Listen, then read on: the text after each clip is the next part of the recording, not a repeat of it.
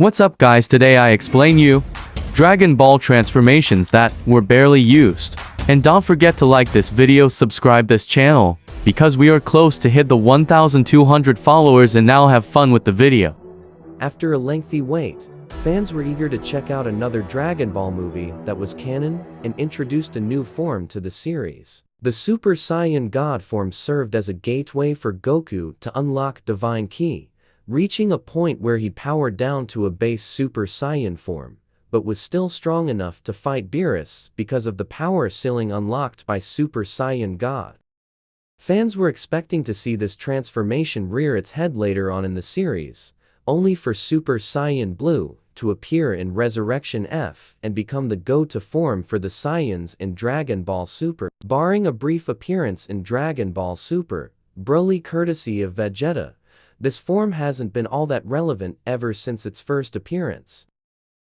There's no denying that Frieza is one of the most diabolical antagonists in the history of Dragon Ball. His brutal actions led to Goku's rage overwhelming him as he unlocked the Super Saiyan transformation for the first time in the series. Before this moment, this tyrant did a great job of flexing his skills by showing off the sheer wealth of transformations he could use to enhance his power.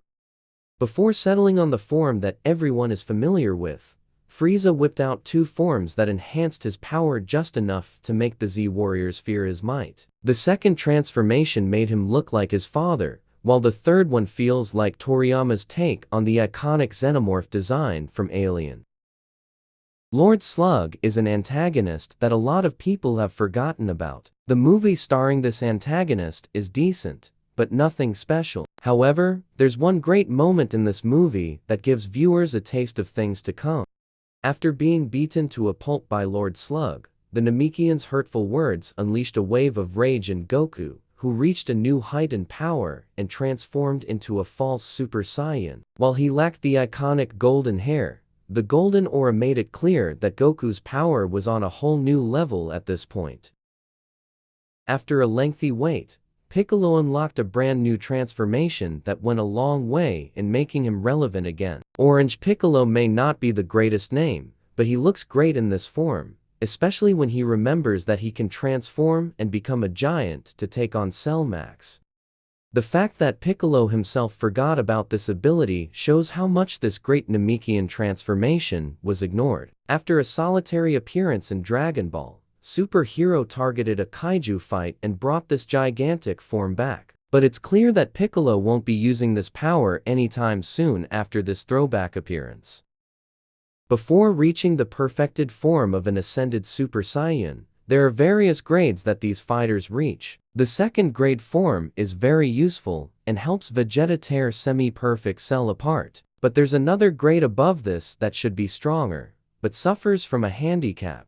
The Super Saiyan third grade form may buff a warrior's strength, but this comes at the cost of a Saiyan's agility. There's no point in using this form, since most fighters won't be able to land a single blow. That is why Super Saiyan third grade is only shown to highlight this drawback before it became obsolete, barring a cameo appearance in Dragon Ball Super when Caulifla made the same mistake and learned a lesson from Goku. The Namek saga allows Vegeta to show off the power of the Zenkai boost. After his first loss against Zarbon, he thought he had the upper hand against Frieza's lackey, only for Zarbon to abandon his beauty and become a complete monster who almost kills Vegeta. However, after getting stronger following this brush with death, Vegeta comes back and shows Zarbon who's boss. No member of Zarbon's race has made an appearance after this point, which means that this monster form has also become a forgotten transformation. Future Trunks can't seem to catch a break. Even after defeating the androids and bringing some sense of stability to his world, Earth is endangered once again by Goku Black and future Zamasu, who kill his mother right before he jumps to the current timeline in the hopes of asking Goku and Vegeta to help him out.